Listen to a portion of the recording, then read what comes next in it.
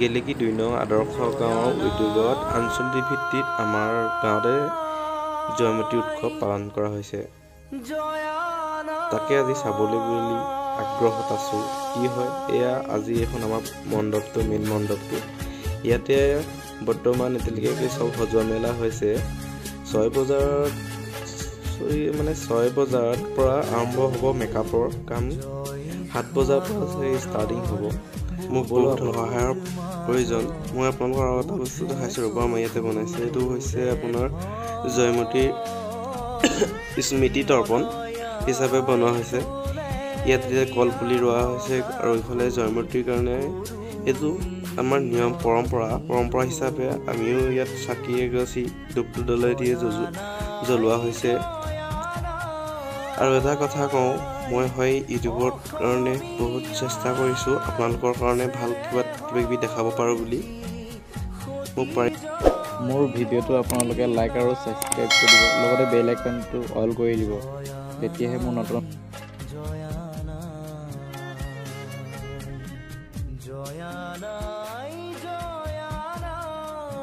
ইয়াৰে পৰা এতিয়া নাটখন আৰম্ভ কৰোঁ।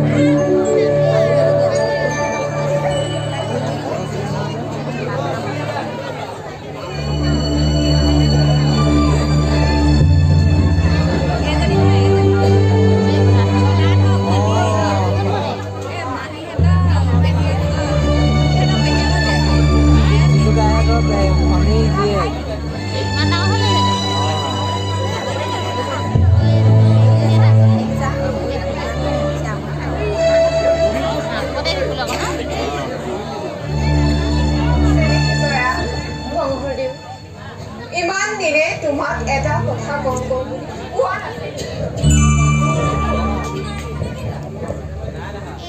আজি কওঁ শুনা। কওঁ কওঁলেও ল'ৰা ৰজাই তলে তলে মোক ধৰাই মৰাবলৈ মানুহ পঠাইছে।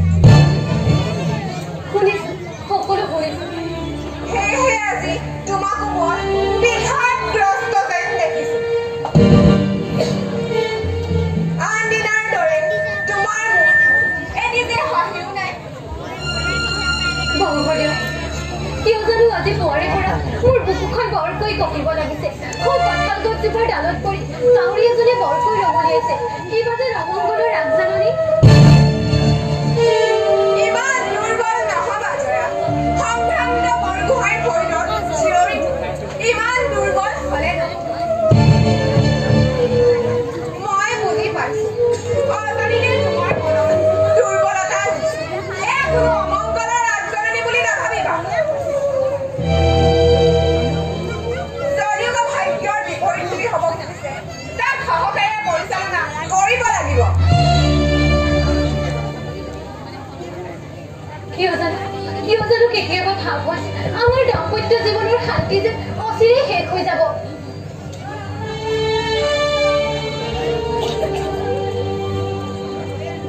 মোৰ মৰমী জয়া, দুঃচিন্তাৰে তোমাৰ এই কুকুৰ কোমল শৰীৰটি কষ্ট দিছা কিয়?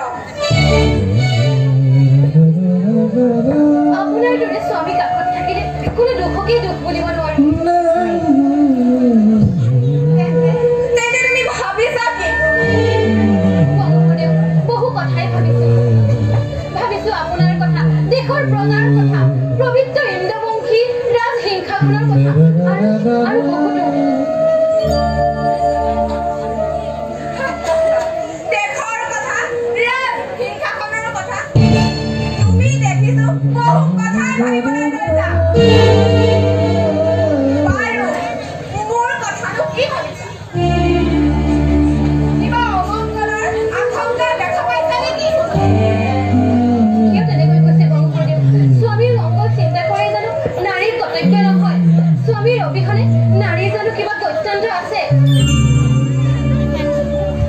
তুমি যেন এক অন্তৰংগ মই ভালকৈ লক্ষ্য কৰিছো। আজি কিছুদিনৰ পৰা তোমাৰ মানসিক মই লক্ষ্য কৰিছো।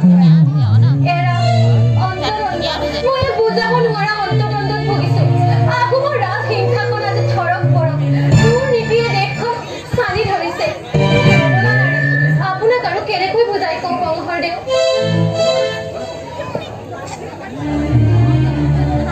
ৰহস্যৰ চাকৰি নেপেলাবা জয়া। মোৰ আগত তোমাৰ ৰহস্যৰ অভিব্যক্তি প্ৰকাশ কৰিবলৈ অকণো সংকোচ নকৰিবা জয়া।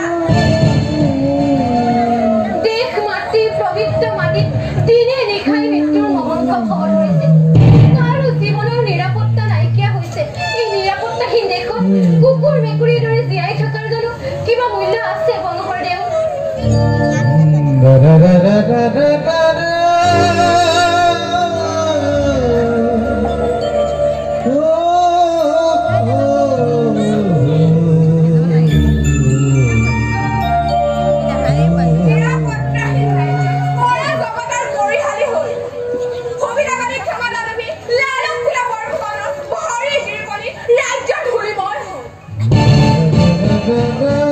ল'ৰা ৰজা হ'ল হাতৰ পুতলা।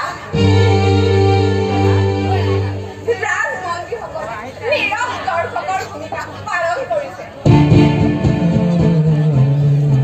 দেশৰ অন্ধকাৰ ভৱিষ্যতৰ কথা মোৰ মনলৈ আহিলে মোৰ মনৰ ভূত জাগি উঠে জয়া, জাগি উঠে।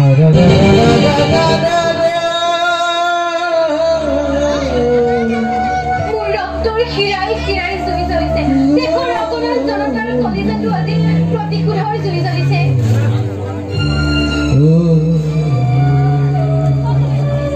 পুৰুষৰ দৰে মই আৰু বহি থাকিব নোৱাৰো জয়া। ইয়াৰ যথাযোগ্য ব্যৱস্থা গ্ৰহণ কৰিবই লাগিব। অযোগ্য অকমূল্য ৰজা সুদীক্ষা ৰাজহিংসাখনৰ পৰা নমাই আনি মই দেশত শান্তি প্ৰতিষ্ঠা কৰিম বুলি প্ৰতিজ্ঞা কৰিলো। মই প্ৰতিজ্ঞা কৰিলো।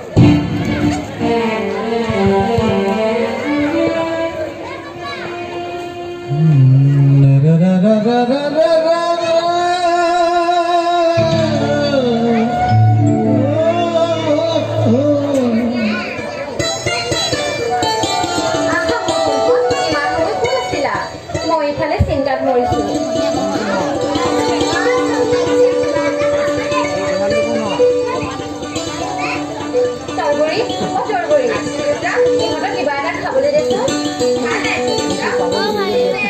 আইছো দেউতা বন্দীক মাৰকে বা কাটকে ভাগি গুচৰাই আছে কি হৈছে তৰবৰি ইহঁতে আজি খেলি থাকোঁতে এটা সাংঘাতিক কাম কৰিলে ভাগ্য ভাল আছিল বাবে এইবাৰলৈ ৰক্ষা কৰিলো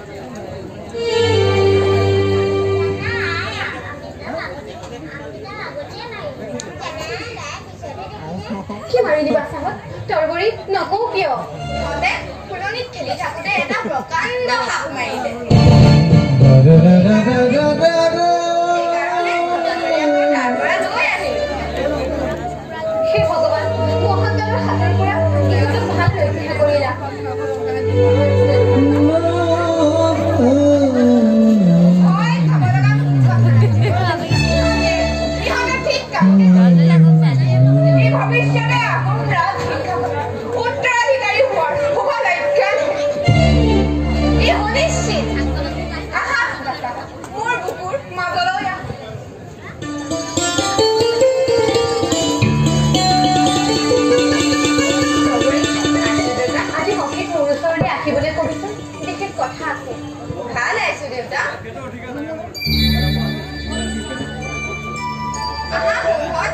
এতিয়া কিবা কিবি খাই ল'বা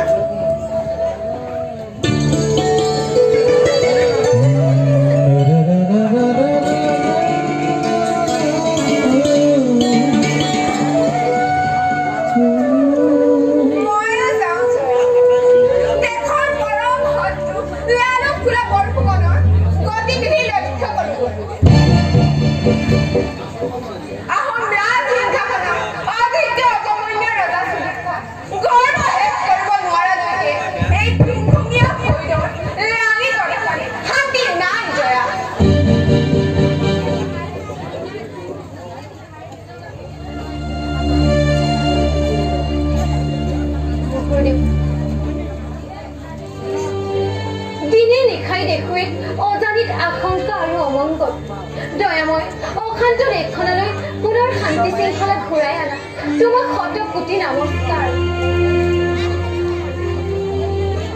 মই আহিলো